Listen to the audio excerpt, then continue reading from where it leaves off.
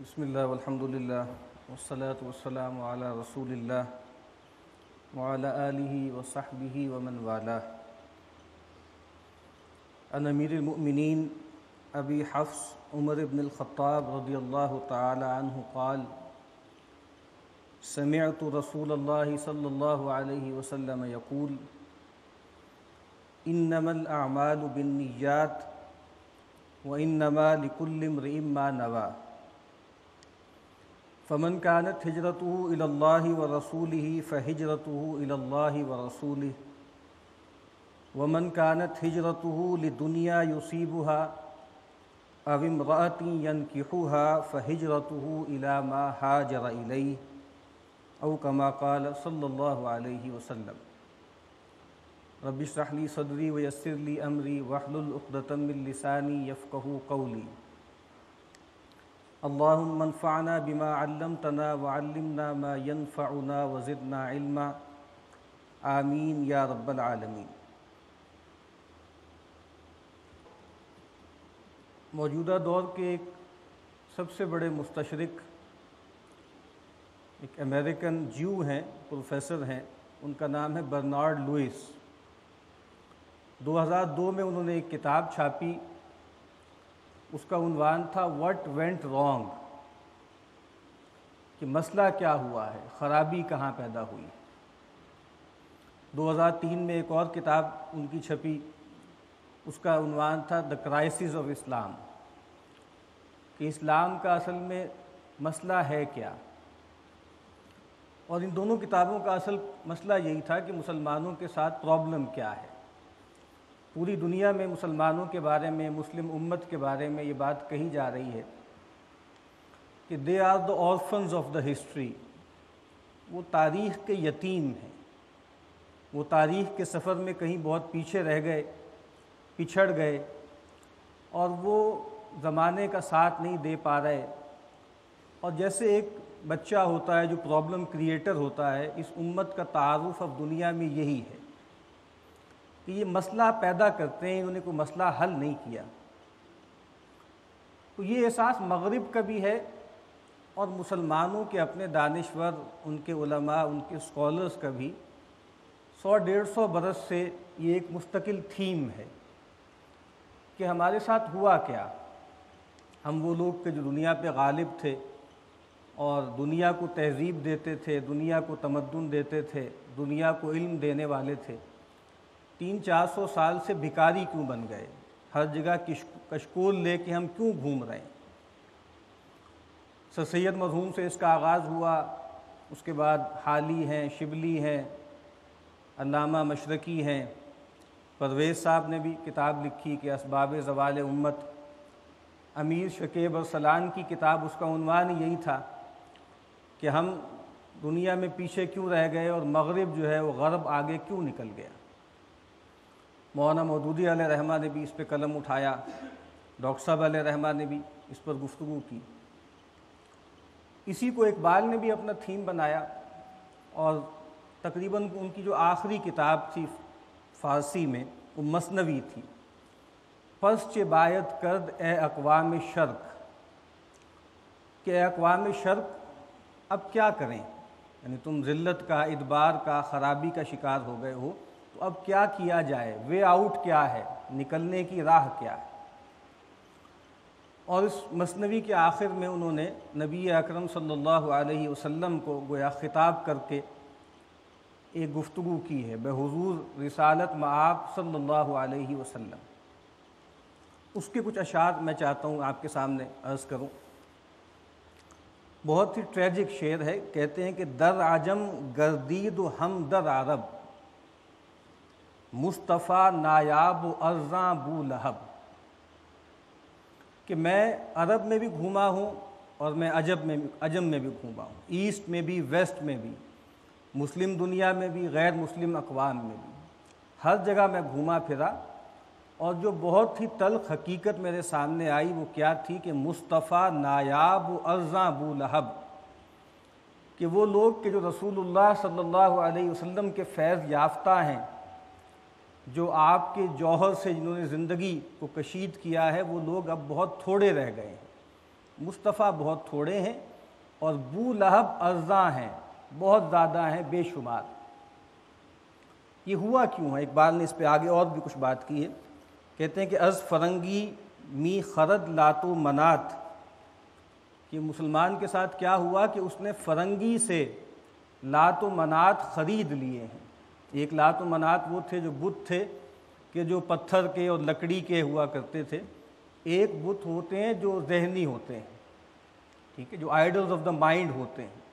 تو فرنگی نے اس کے دماغ کو بت خانہ بنا دیا ہے، بت کتا بنا دیا۔ اور جو کہا نا اقبال نے بھی کہ یہ دور اپنے براہیم کی تلاش میں ہے، صنم کدا ہے جہاں لا الہ الا اللہ، صنم کدا بن گیا۔ تو از فرنگی می خرد لاتو منات، مومنو اندیشہ او سومنات، کہ مومن ہے اور اس کا جو ذہن ہے، اس کا جو دماغ ہے، وہ گویا ہند سے بنا ہے، وہ بھی لات و منات سے، بتوں سے بنا ہوا ہے۔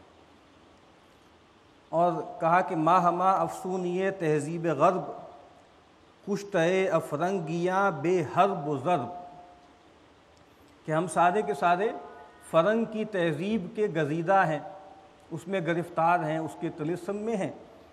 اور گشتہ افرنگیاں بے حرب و ضرب، افرنگ نے ہمیں قتل کر دیا ہے، ہمیں گرا دیا ہے، لیکن بغیر کسی ہتھیار کے، بغیر کسی جنگ کے۔ اس نے ہمارے ذہنوں کو فتح کر لیا ہے، اس نے ہمیں گرا دیا ہے، تہذیبی طور پہ ہمیں فتح کر لیا ہے۔ ایک کولونیلزم وہ تھا کہ جب وہ آتے تھے تیر تلوار لے کے اور ٹینکوں پر بیٹھ کر، اور ملٹری اسالٹ ہوتی تھی۔ اب جو اسالٹ ہے وہ کلچرل ہے، وہ تہذیبی ہے، وہ تعلیم کے رنگ پہ ہے، وہ فکر کی سطح پر۔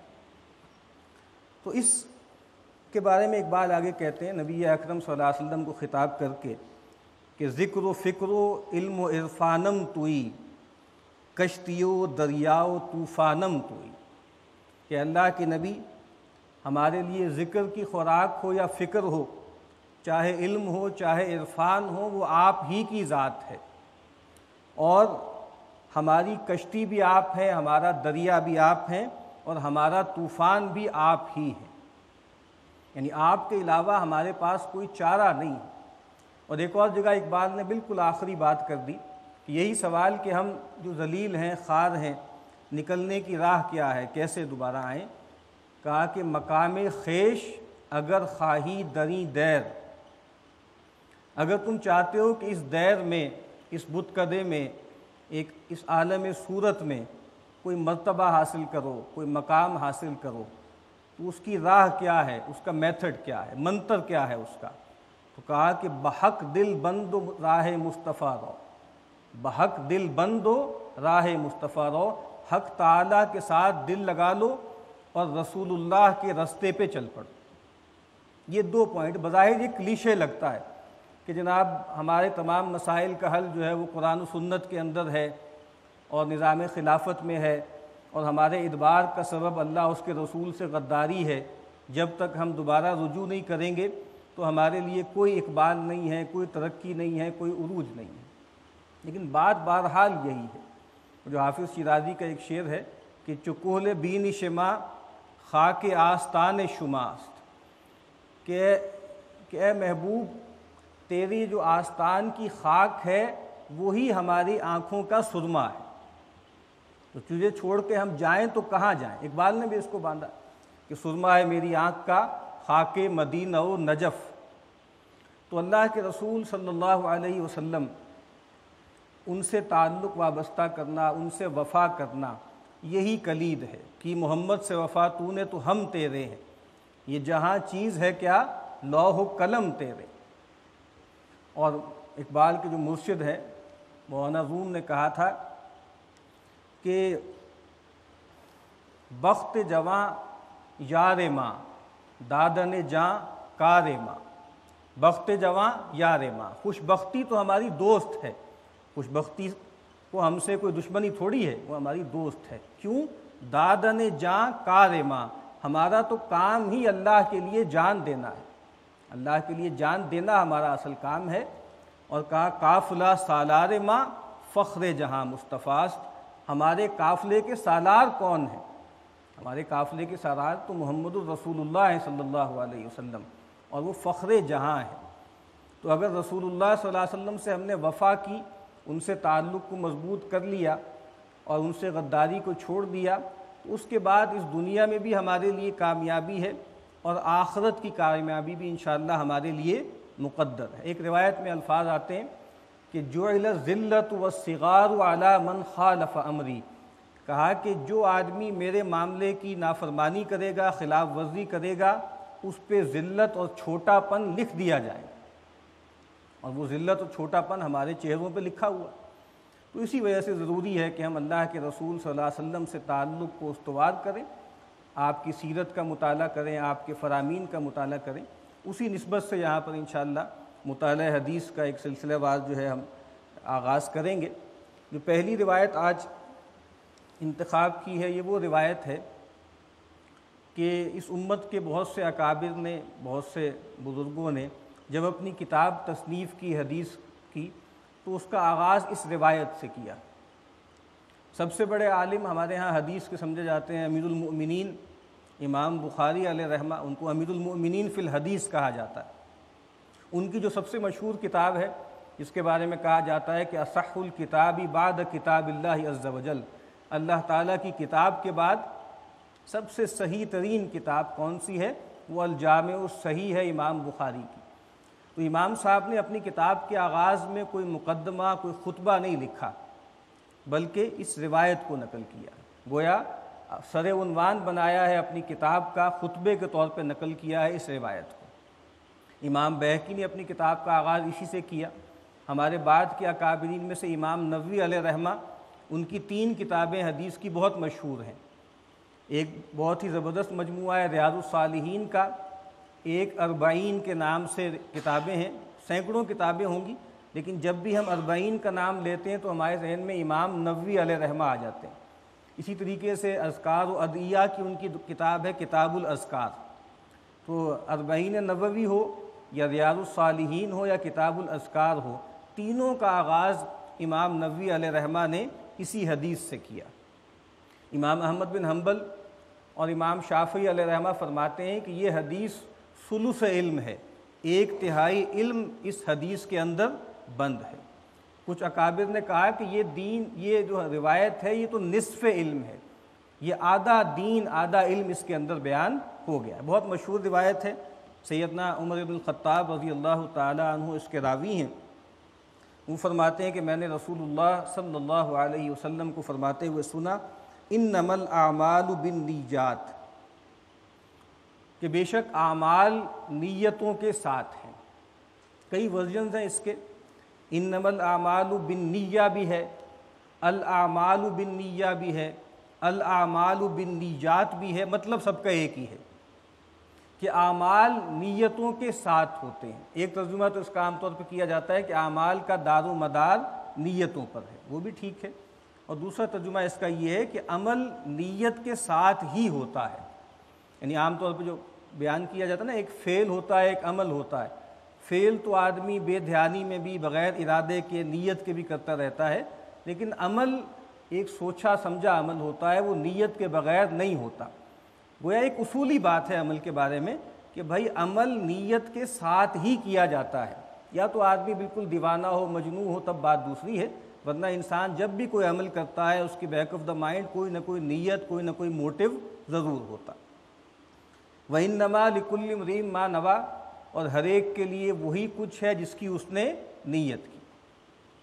آخرت میں آپ کو کس چیز کا اجر ملے گا؟ خاص طور پہ جو نیک اعمال ہیں، عبادات ہیں، اگر آپ نے وہ اللہ کے لیے کی ہیں تو آپ کو اجر ملے گا، اگر ما سوی اللہ کے لیے کی ہیں تو کوئی اجر نہیں ہے۔ بہت لرزا دینے والی روایت ہے کہ جس میں اللہ کے نبی فرماتے ہیں کہ قیامت کے دن سب سے پہلے 3 افراد کا مقدمہ اللہ کی جناب میں پیش ہوگا۔ ایک بہت بڑا عالم اور قاری قرآن ہوگا، ایک بہت بڑا سخی ہوگا، اور ایک وہ شخص ہوگا جو اللہ کی راہ میں جہاد کرتا ہوگا، یہاں تک کہ وہ اپنی جان بھی دے دے گا۔ تو اللہ تعالیٰ ان 3 سے ان کے سامنے اپنی نعمتیں گنوائیں گے اور پھر پوچھیں گے کہ ما عملت فیہا، تم نے ان نعمتوں کے اگینسٹ کیا کیا، ان کا کیا حق ادا کیا۔ تو جو قاری قرآن ہوگا، عالم ہوگا، کہ اے اللہ تیرے لیے، فی کا تیرے لیے میں نے قرآن پڑھایا۔ مجاہد کہے گا اے اللہ تیری راہ میں نے قتال کیا۔ سخی کہے گا کہ اے اللہ میں نے کوئی مد چھوڑی نہیں، جس میں تو نے کہا تھا کہ خرچ کرنا ہے، میں نے تیرے لیے اس میں خرچ کیا۔ اللہ تعالیٰ تینوں کے جواب میں کہیں گے کذب تھا، تم جھوٹ بولتے ہو۔ تو جھوٹ کیا ہے؟ یہ جھوٹ تھوڑی ہے کہ یہ تینوں کام تم نے نہیں کیے۔ بہت مال خرچ کیا، جان دے دی، ہو سکتا ہے کوئی بہت بڑا تمغہ بھی تمہیں مل گیا ہو، اور بہت قرآن پڑھایا، بہت شعرا ہوا تمہارا، لیکن جھوٹ کیا ہے؟ جھوٹ یہ ہے کہ تم کہہ رہے ہو کہ اللہ تیرے لیے میں نے یہ کام کیا۔ یہ ہے اصل میں جھوٹ۔ یہ عمل تم نے کیے ہیں لیکن میرے لیے نہیں کیے، تم نے دکھاوے کے لیے کیے ہیں، تم نے اس لیے کیا ہے تاکہ لوگ کہیں کہ بڑا عالم اور قاری ہے، اس لیے کیا ہے تاکہ لوگ کہیں کہ بڑا سخی ہے، اور اس لیے کیا ہے کہ تاکہ لوگ کہیں کہ بڑا جری اور بڑا مجاہد ہے، بہت شجاع ہے۔ تو یہ سب کہا جا چکا۔ تو اب یہاں پر میرے لیے تمہارے لیے میرے پاس کچھ نہیں، اور ان کو جو ہے اوندھے منہ جہنم میں ڈال دیا جائے۔ تو جو بھی نیک اعمال ہیں، جو عبادات ہیں، اگر وہ اللہ کے لیے کیے جائیں گے تو ان کا کوئی وزن ہے، ان کا کوئی اعتبار ہے۔ اور اسی وجہ سے اللہ کے نبی نے فرمایا کہ بعض اوقات آدمی کسی کام میں شریک نہیں ہوتا لیکن اپنی حسن نیت کی وجہ سے اجر پا لیتا ہے۔ جب آپ تبوک سے واپس تشریف لا رہے تھے تو آپ نے صحابہ سے فرمایا کہ ان بالمدینۃ لرجالا، مدینہ میں کچھ مرد ہیں، ما سرتم مسیرا ولا قطعتم وادیا، نہ انہوں نے کوئی رستہ چلا، نہ کوئی وادی طے کی، الا وہو معکم، مگر وہ تمہارے ساتھ ہیں۔ ایک فرمایا الا شرکوکم فی الاجر، وہ تمہارے ساتھ اجر میں شریک ہیں۔ یہ کون لوگ؟ آپ فرمایا کیوں شریک ہیں؟ حبسہم العذر، ایک روایت میں کہا حبسہم المرض، ان کو مرض نے یا کسی جینون عذر نے روک دیا۔ یہ وہی لوگ ہیں جن کا سورہ توبہ میں تذکرہ ہے کہ رسول اللہ صلی اللہ علیہ وسلم کی خدمت میں حاضر ہوئے اور عرض کی کہ اللہ کے نبی ہم جانا چاہتے ہیں قتال کے سفر میں اور اللہ کی راہ میں اپنی جان دینا چاہتے ہیں، لیکن ہمارے پاس اسباب نہیں ہے، ہمارے پاس سواری نہیں ہے، آپ ہمیں سواری فراہم کر دیں۔ تو رسول اللہ صلی اللہ علیہ وسلم نے فرمایا کہ بھئی میرے پاس تو اضافی سواری نہیں ہے۔ تو قرآن مجید کہتا ہے کہ وَتَوَلَّوْا وَأَعْيُنُهُمْ تَفِيضُ مِنَ الدَّمْعِ، وہ لوٹے اس حال میں کہ ان کی آنکھوں سے آنسو جاری تھے، اس غم کی وجہ سے کہ ہم اللہ کی راہ میں انفاق کرنے کے قابل نہیں۔ تو آپ فزیکل موجود نہیں ہیں لیکن آپ کی نیت اچھی ہے، آپ کی نیت صادق ہے تو آپ کو اجر مل جائے گا۔ اور پہلی روایت میں ہم نے دیکھا کہ آپ فزیکل شریک ہیں کاموں کے اندر، سارے کام کر رہے ہیں لیکن آپ کی نیت ٹھیک نہیں ہے تو آپ کے لیے اجر نہیں۔ ایک مشہور جملہ ہے جو بہت ہی ضعیف روایت میں نقل ہوا ہے، اسی لیے قول ذری کے طور پہ اس کو پیش کیا جاتا ہے کہ نیت المؤمن خیر من عملہ، کہ مومن کی نیت اس کے عمل سے بہتر ہے۔ وہی جس طرح میں نے عرض کیا کہ آپ شریک نہیں ہیں تب بھی آپ شریک ہیں۔ ایک اور روایت میں مسلم کے اللہ کے نبی نے فرمایا کہ جو شخص سچے دل سے اللہ تعالیٰ سے شہادت طلب کرتا ہے، اللہ تعالیٰ اس کو شہداء کی منزلت تک پہنچا دیتے ہیں، چاہے وہ اپنے بستر ہی پر کیوں نہ فوت ہو۔ تو بستر پر فوت ہو رہے ہیں لیکن نیت صحیح ہے، نیت خالص ہے تو اللہ کے ہاں ایک درجوں میں شہیدوں میں شمار ہوں گے۔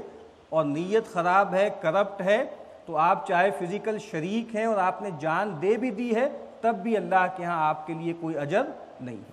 تو فرمایا کہ انما الاعمال بالنیات، اعمال نیتوں کے ساتھ ہیں، وانما لکل امرئ ما نویٰ، اور ہر ایک کے لیے وہی کچھ ہے جس کی اس نے نیت کی۔ انشاءاللہ اس حدیث کا اگلا حصہ جو ہے وہ ہم اگلی نشست میں مطالعہ کریں۔ وآخر دعوانا ان الحمد للہ رب العالمین۔